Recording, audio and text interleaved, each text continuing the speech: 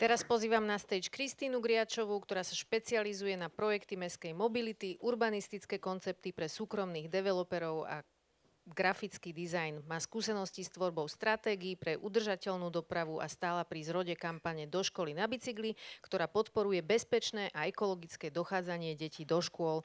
Dnes nám odprezentuje publikáciu Ako na komunitou iniciované priestory pre šport a voľný čas. Nech sa páči. Tak dobrý deň. Moje meno je Kristína Griačová. Ja vám predstavím bližšie časť projektu, o ktorom dnes už sa hovorilo, ešte sa aj možno bude hovoriť.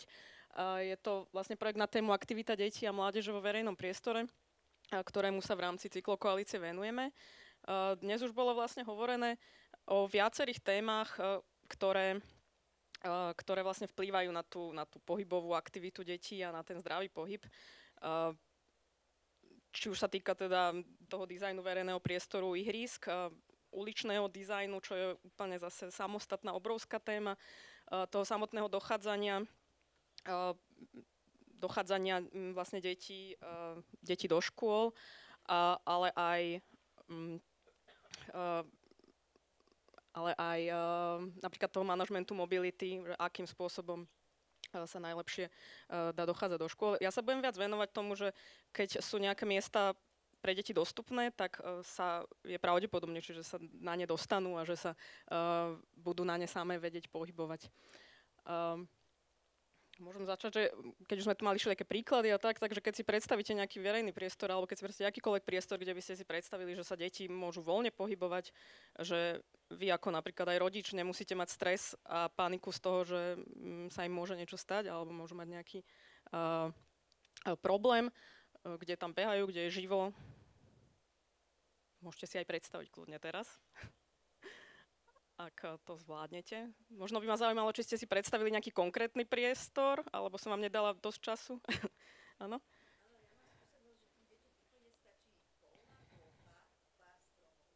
Mhm. Mhm. Chápem. Kaluž vody je tiež. Dobre, neviem, niekto z vás si predstavil takýto nejaký priestor? Dovolím si povedať, že nie. Možno, ak niekto je proti, tak sa môže ozvať. Takýto priestor tadiaľto ja som teda tiež matka, mám 3-ročné dieťa, takže okrem nejakých teoretických vedomostí, tak teraz ich veľmi aktívne doplňam aj praktickými. A na takejto ulici si naozaj neviem predstaviť, že dieťa sa vie nejakým normálnym spôsobom presunúť kamkoľvek. Keby už aj tam za rohom malo byť nejaké detské ihrisko, tak aj tak ho tí rodičia pravdepodobne sami tadiaľ nepustia. Ale teda nachádzame sa v suburbanizácii mesta Bratislavy. Toto je konkrétne napríklad z Hviezdoslavova. Projekt sa volá Hviezdne bývanie, ale to nepotrebujem asi komentovať. V takomto urbanizme sa to dieťa kamkoľvek za nejakým športom, krúžkom a podobne peši na bicykli nemá šancu dostať. A je pochopiteľné, alebo teda tí rodičia potom siahajú po tých možnostiach vozenia na krúžky dvojhodinových každodenných. Ja vám porozprávam iba krátko o príkladoch, ktoré vlastne budeme v rámci tej publikácie, ktorá z tohto projektu vlastne vznikne, prezentovať, kde sa budete môcť dozvedieť oveľa viac, tak že keď viac tých možností je v tej blízkosti domova, tak podporujeme tie deti k samostatnosti a aktivite, lebo tie deti nielenže sa strašne radi hýbu, strašne radi majú pohyb a potrebujú ho teda, ako sme dnes už aj počuli, tak im to vytvára aj oveľa lepšie vlastne sociálne schopnosti a ešte aj možno by som taký alebo teda doplnila, že deti vlastne nie sú, že deti a dospelí, že deti sú ľudia, to sme my, my sme boli deti, deti budú dospelí, že často aj ten narratív toho rozprávania sa o deťoch ako nejakej skupine ľudí je dosť taký akože obmedzujúci.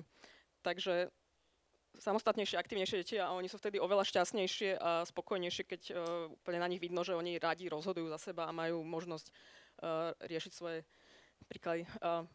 vlastne v rámci tých príkladov prebehneme pár a tu bude vlastne prezentácia oveľa lepšia a bližšia od Aleka Hegera za chvíľu. Jeden z tých príkladov je Ráčpilplatz Viedeň, kde spomeniem, ja vypichnem len také asi jednotlivé nejaké zaujímavosti z tých jednotlivých projektov, aby to bolo čo najrýchlejšie. To je vlastne, čo je tu také najzaujímavejšie, tak z hľadiska nejakého slovenského vnímania dopravných ihrisk, kde si predstavujeme väčšinou, alebo sa realizujú nejaké cestičky, nejaké semafory, nejaké prechody prechodcov, zásadne žiadne chodníky, lebo proste netreba. Tento vlastne Ráčpilplatz je navrhnutý veľmi zaujímavým spôsobom, že sú tam rôzne povrchy, rôzne dopravné situácie, alebo rôzne situácie na bicykli si tam môžu tie deti alebo ktokoľvek vlastne precvičovať. A je teda samozrejme tiež otvorený verejnosti. Tu je taký veľmi zaujímavý príklad zase z Levíc, kde je ten projekt vytvorený vlastne úplne iniciovaný komunitou, konkrétne iba 2 vlastne ľuďmi, ktorí mali tú ideu, začali to plánovať, začali sa rozprávať s ľuďmi, riešili to a dospelo to až do takého štádia, že vlastne aj na to vyrejzovali nejaké peniaze, na nejaké drobné úpravy, ale vlastne ten projekt dostali do takého štádia, že presvedčili mesto, aby ono investovalo v nemalé investície, ako naozaj veľké, do tohto a postupne tam vlastne pribúdajú ďalšie priestory, je tam skatepark, je tam aj nejaký bázen skateový, je tam ten ešte vlastne v plánovaní, je tam pump track, je tam proste rôzne ihriska, bežecká dráha a tak. Ďalší príklad je napríklad z mesta Handlova, kde si aj že úplne obyčajne na kolene sa učitelia rozhodli, že nemajú veľmi kde s deťmi, alebo kde by deti trávili voľný čas. Bola tam taká zanedbaná plocha, ktorú postupne revitalizovali a úplne takými akože naozaj, že kto pozná koho, tak ten niečo doniesol a postupne za aj dosť dlhú dobu, ale vytrvalo, vlastne vytvorili takéto ihrisko, ktoré už nech vyzerá akokoľvek a nech si chceme predstavovať, že čokoľvek pod nejakými projektami, tak ono tú funkciu akože reálne plní, lebo predtým tam boli jamy, neboli tam vôbec brány, nič sa tam nedalo robiť a teraz si tam vedia proste organizovať rôzne zápasy, turnaje a je to takéto celkom akože. Toto je vlastne tiež príklad, ktorý tu bude oveľa lepšie popisovať potom pani Vidová z mesta Trnava. My vypichávame vlastne aj aktivity mesta Trnava v rámci renovácie školských areálov a podpory aktívnej mobility, kde je taký zase najzaujímavejší ten prvok, alebo kde by som zase vypichla, že tie školské areály a rôzne projekty, teda revitalizácie verejných priestorov sú plánované so zapojením verejnosti, kedy je to naozaj že dobrý spôsob, ako už v procese toho plánovania sa vedia ľudia k tomu vyjadriť a nie je to plánované len tak od stola, ale aj spätná väzba k tým nejakým priebežným návrhom sa vie zozbierať a lepšie navrhnúť pre tie cieľové skupiny ten priestor, aby naozaj fungoval. Potom, keď bol ten príklad vlastne z toho Hviezdoslavova, ten urbanistický celý pohľad na priestor, tak toto je vlastne Malinovo, čo je kvázi susedná dedina, kde sa tiež vlastne komunita zozbierala a urobili si vlastne projekt, kde zozbierali vlastne celú sumu, ktorú potrebovali na rekonštrukciu takéhoto multifunkčného športoviska, ktoré tam mali v hroznom stave. A že už akože takéto, že ono to vyzerá, že aká drobná a aká obyčajná vec, keď to človek vidí v tom priestore, ale že koľko za tým muselo byť tej práce, toho organizovania. A potom vlastne, ale tak vzniká aj tá možnosť toho, že tie komunity sa vlastne prepájajú, zistujú, že kto z nich napríklad vie tým deťom robiť ten program v rámci nejakého futbalu alebo nejakých iných športov, kto zase vie niečo iné priniesť, takže sa aj tí ľudia spoznajú navzájom a práve v tej suburbanizačnej časti rôznych miest to má veľký význam. Tuto je príklad z La Andertaja, taký športpark, kde vlastne tiež bol vybudovaný v spolupráci miestnych obyvateľov a samosprávy a sú tam rôzne aj väčšie športové prvky, aj menšie a v podstate tiež to bola taká kombinácia fundraisingu, dobrovoľníctva a rôznych partnerstiev. a teda aj príklad z Rakúska.